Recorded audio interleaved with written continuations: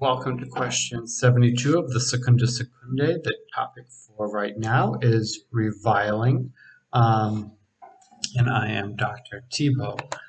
This topic falls under the category of justice, the virtue of justice, and under the issue of commutative justice, which is the justice between two or more individuals, compared to distributive justice, which is between the whole and the parts.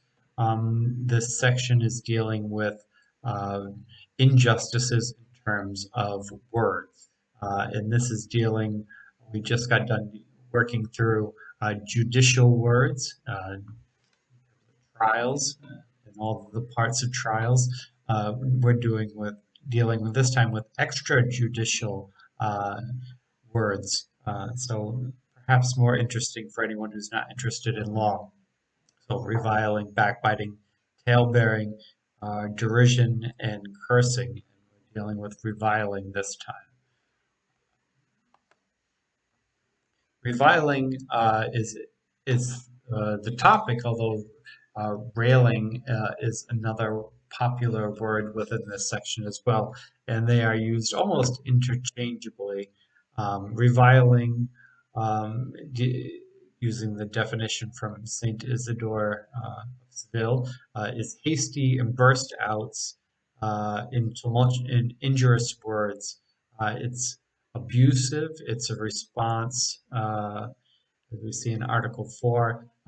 Its anger's end is revenge, and revenge is manifested most easily in reviling. If somebody gets angry, um, they want to get revenge. The most easy way to get revenge is just to say something abusive to the person, to say something injurious to the person.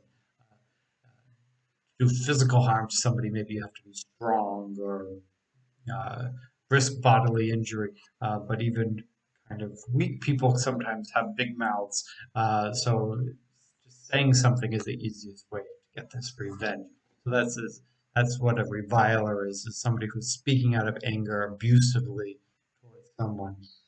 Railing is also a violent scorn, sometimes called a taunt, even though that's a different word in Latin. Um, but very similar. So they can kind of go together. And at some point, he even says railing, reviling, as if they're working together, railing at somebody in a way that reviles them. Um, as you can see from the definitions, they're fairly similar. Uh, the first question that he brings up in the first article is reviling word or deed? And he says, in some ways, it is both. As railing and taunts consist in words, even as reviling, because all of them, a man's faults are exposed to the detriment of his honor. So both railing and reviling really has the same point. It has the same action. So they're very similar. Maybe railing has a slightly more taunting feel to it versus reviling, which might have a slightly more uh, angry approach. Perhaps that's the difference. Reviling seems to be a bit worse, which is perhaps why it's the term used in this section as the vice. On that topic of, is it just words or deeds? What is reviling?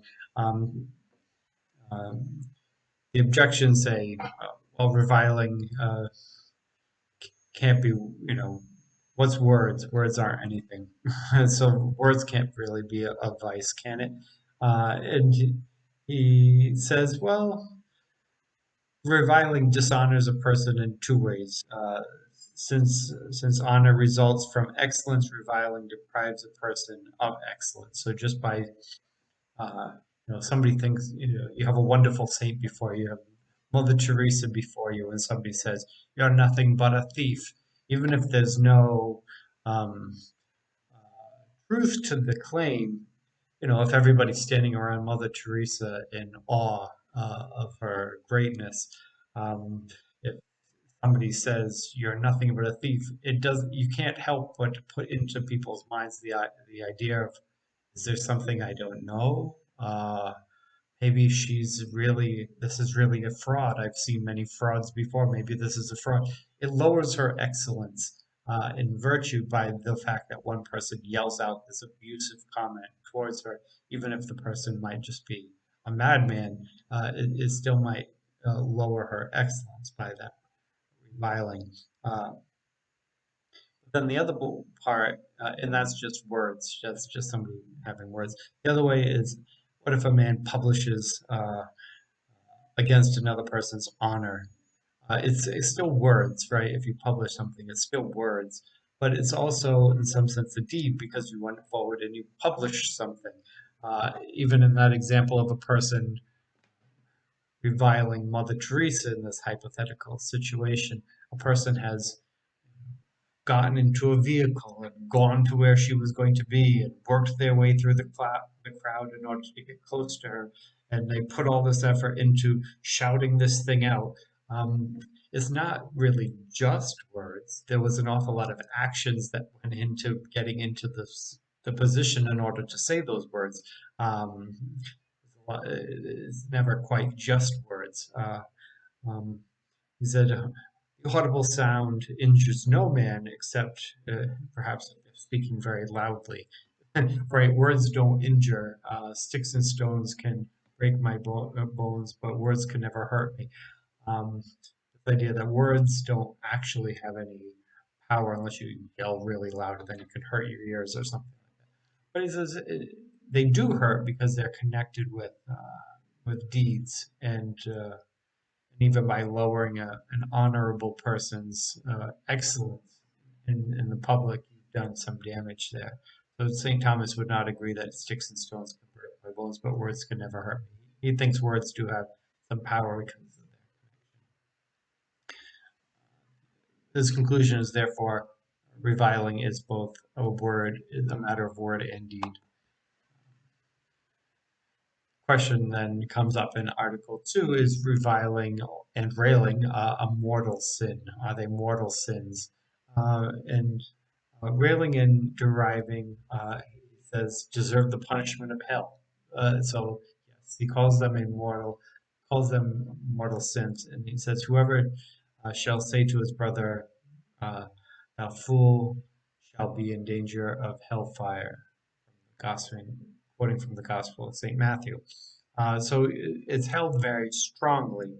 Um, Now there is things that he kind of gives as an exception, which I guess then makes it so that they are not truly reviling. So um, uh, if the intention, right, if your intention is to revile, an angry outburst to lower a person's honor, um, to lower their excellence in the public eye, then that would be uh, a bad intention. It lacks charity. If it lacks charity, then it would be mortal. Um, by definition, any action which lacks charity, it becomes a mortal sin. So therefore, yes, if the intention is to maybe joke around, and not to hurt someone, you're on the same page, then the intention isn't out of anger and revenge. It would be joking around. So it has a different intention. And then the other way that it could be not a mortal sin would be that uh, what if the intention of correcting somebody publicly or privately even, um, somebody of great honor, if you were to kind of pull them down a notch, um, if the purpose is to correct the person, then he says it might be a venial sin or it might not be a sin at all. It would be depending on what your intention was and uh, how you did it, right? Sometimes a person might have to be brought down a notch for their own sake. And then he gets into this a bit more too. Uh, if the intent is not to dishonor some, and instead is some slight mockery, it may be without sin. He says, this is what if you're railing on somebody as a joke. We even kind of talk about railing on that way, railing around with your friends. Uh, this depends on the degree and what is being said directly. So if two friends are on the same page and they joke around about certain things, maybe uh, they're picking on their person's favorite baseball team. One person is a Yankees fan, another person is a Red Sox fan. If you were to say, "Oh, those Red Sox really are terrible this year," and you kind of give him a hard time because he likes the Red Sox and the Red Sox aren't doing very well. It's a type of railing, but it's not with the intention of really dishonoring somebody or removing their excellence. Um, if on the other hand, um, it goes too far. If it says, upon seeing a person being mocked, you see that the person is in pain, uh, uh, and the person keeps going, right? You if you make the comment and the person doesn't seem to be laughing along with you, and they're getting upset and they're getting embarrassed and they're being dishonored and people are starting to laugh at them, not with them, and you don't shrink away from inflicting the pain, even if you say, "Well, my intention was just to joke around." Well, if you've gone to the degree that you are now causing inflicting pain on your neighbor, and you care more about the laughter than you care about your neighbor, then it's a sin, right? And it depends on the degree. So if it's to a high degree, then it lacks charity, and then if it lacks charity, then it becomes a mortal sin. If it's just slightly more than it should have gone, then it might be a venial sin. If everybody's in on the joke and it's doesn't have a bad intention, it might not be a sin at all. So it's all to a level of degree, Thomas says. Um, uh, should you put up with being reviled? And I think this is an interesting one and maybe one of the practical applications of it. So if somebody is reviling you, what do you do? And St. Thomas says, we need to have patience in this, just like we have to have patience with everything else. So if somebody is wronging us publicly, we have to be patient. If somebody's wronging us with words, well, we got to be patient as well. He then says, though, that it behooves us to withstand against being reviled. Uh, Reading the Summa, it makes you wish we had more of our vocabulary of past times. We have such a limited vocabulary now. We have such wonderful words like behooving. Of course, he wrote in Latin, but just the translation behooving is an interesting one. Um, Behooves us to stand against being reviled. And he says this in two ways. And the way it's not intended is if you say, "Well, I feel like I'm being dishonored by them reviling me." That's where the patience part comes in, where St. Thomas really doesn't care, or tells us we should not care about what other people think about us. We get into that with boasting in the question of boasting later on. Um, it doesn't really care what other people think about us really doesn't matter. So you can't really dishonor somebody if you're a Thomist because the only person you care about their opinion about you is essentially God. Right? You care about what God thinks about you. You don't care about what your neighbor thinks about you. Whether it's true or false, it really doesn't matter because they're not your audience who you're trying to impress. Um, so don't worry about being dishonored. If you're saying, "I'm not going to be reviled because I have honor," well, you would say that's the wrong reason to reprove somebody uh, for being for reviling. But the reasons why you should stop somebody from reviling. One is for the good of the reviler, the person who's reviling. In some sense, this is a person who's a little bit of a bully, right? Somebody who's using anger and violence in words to tear down other people. We have a word for that, a bully.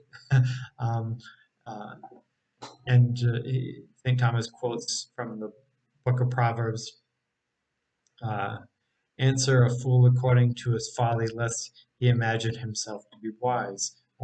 He also quotes from the book of Sirach that says, don't get involved with fools because it makes you a fool.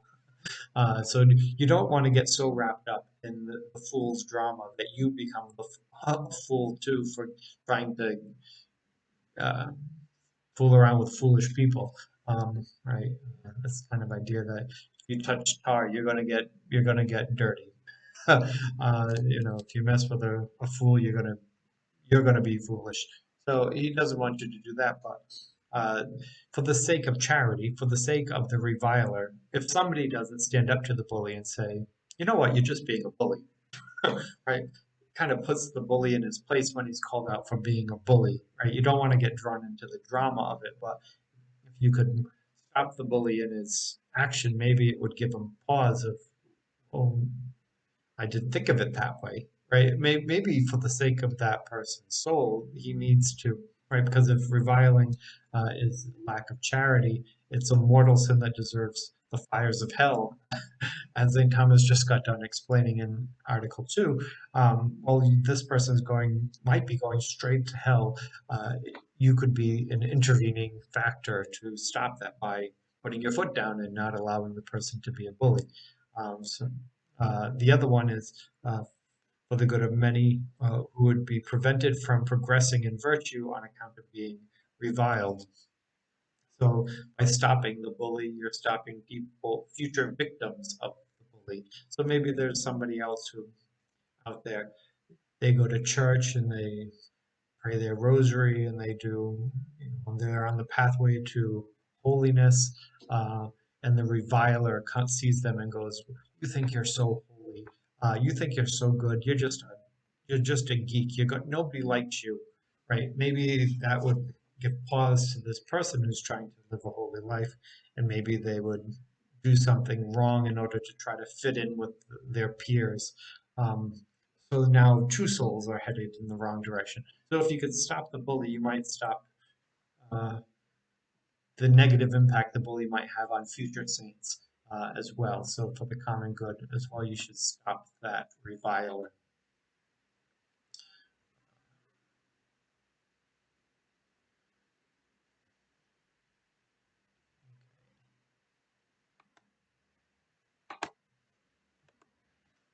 So the end, these are only 4 articles, but reviling consists of both word and deed. Reviling can be a mortal sin if it lacks charity, uh, but it can be without sin if it's just joking around and everyone's in on it and nobody's taking anything personal and it doesn't really dishonor anyone. Uh, or if it's an attempt to correct somebody and it's not done in an inappropriate way or a public way, a way to embarrass people. If it's done in charity, it might not be a sin at all. Uh, one should practice patience when dealing with a reviler, a bully, but one should correct the reviler in charity for one's neighbor, both the reviler and other people who might be the victim of the reviler. And reviling originates in anger and its final end, which is revenge. So reviling is most often an example of a lazy man's revenge, which originates in anger. And some would say, well, it's really attacking pride, so it's a sin against pride. But St. Thomas said you don't look to that. The person who had their pride hurt, that's not the issue. The issue is the action of the reviler, which isn't pride, it's anger and revenge. So that's all we have for this one. We have another, was it 3 more topics, 4 more topics on the issue of uh, uh, non-judicial words, sins against commutative justice. So see that next time.